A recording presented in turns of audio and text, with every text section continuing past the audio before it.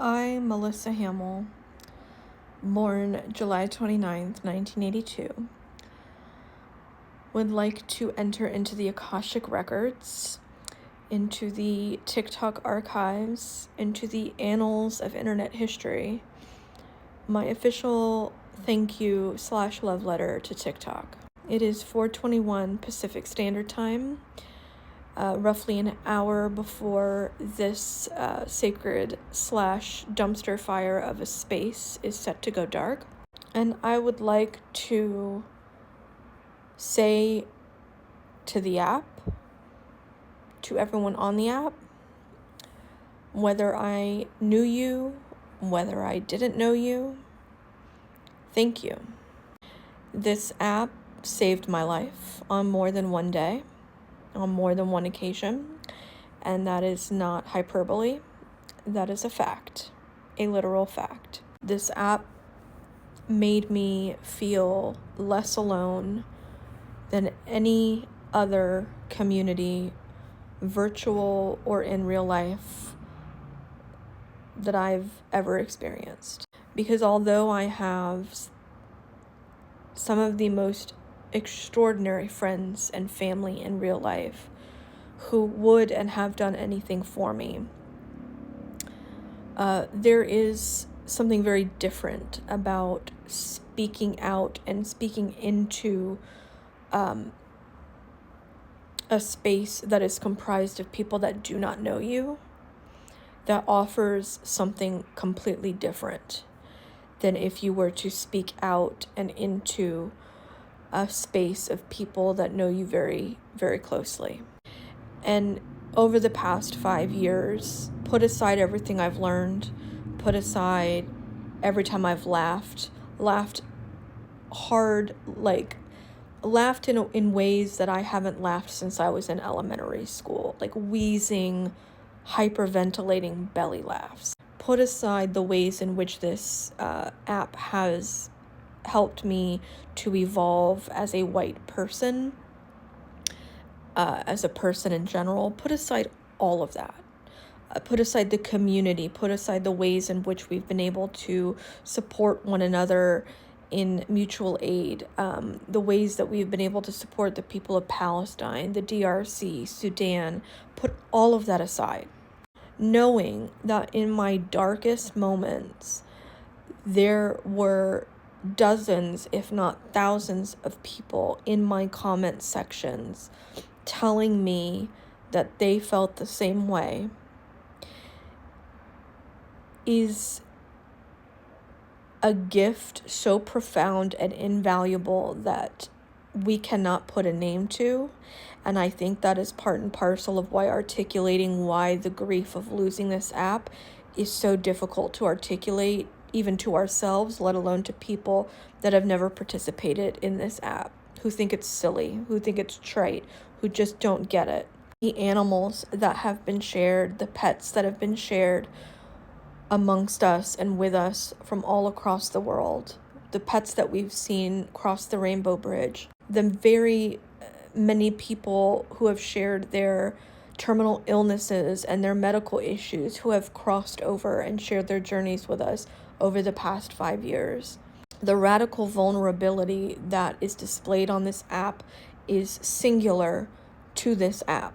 Make sure I have saved, everybody I'm following, where else they exist in the internet, so that I can find them again on the other side of this. Watching the algorithm come full circle and feed us things from the beginning of the pandemic, from the beginning of the mass migration to TikTok, is something beautiful. Seeing everybody collectively grieve out loud is so healing in a world where everything and everyone is gaslighting you all of the time. I am deathly afraid of reaching for my phone later tonight or tomorrow in the days coming and this not being here. And it's scary. It's very scary, losing this community. The anticipation of the imminent loss. And as many other creators have articulated so beautifully, it is like, your parents pulling you out of school in the middle of the school year, and you losing all of your work, all of your assignments, all of your creations, all of your friends, all of your teachers so abruptly. Or another person said it was like having your diary burned. Another person, many other people have likened it to the burning of the Library of Alexandria. And all three of those analogies are profoundly apropos. If the powers that be do not find a way to save this app in its current form, this will be one of the greatest losses to human civilization. Period, end of story. There is no arguing that. But this place has been a safe space, a university, a town hall, a therapist, a physician, a mother, a friend.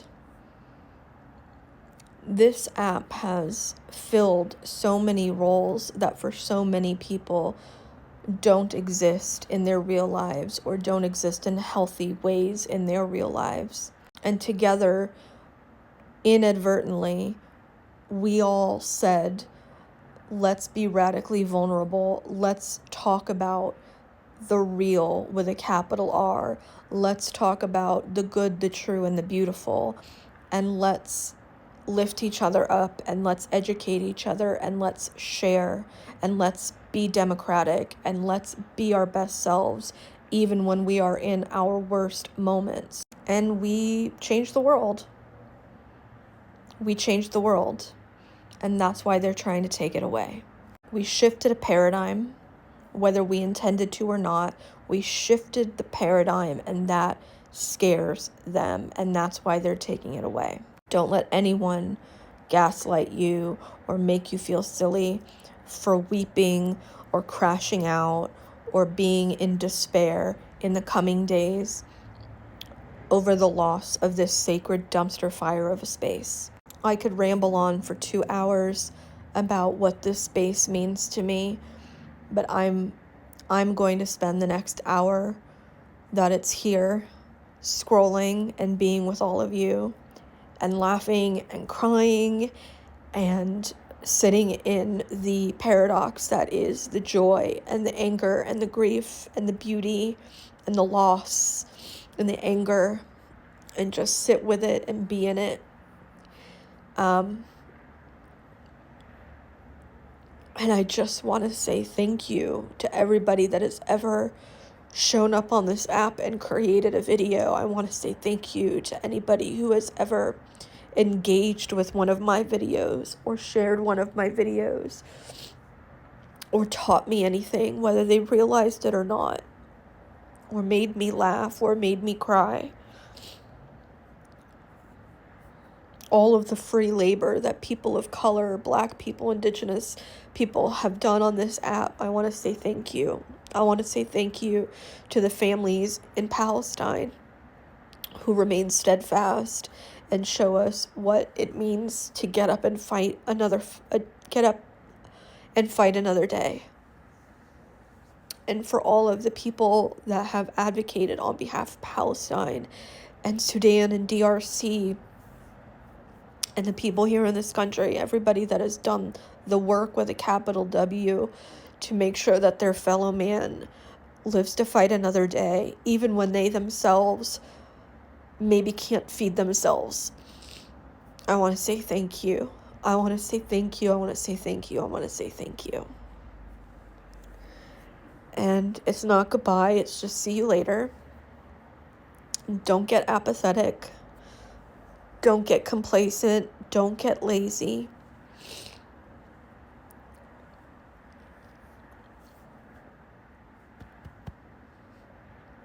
The grief is real. And the grief is real, and the grief is valid. And I am going to say thank you. Thank you for 5 years of pure fucking joy and safety.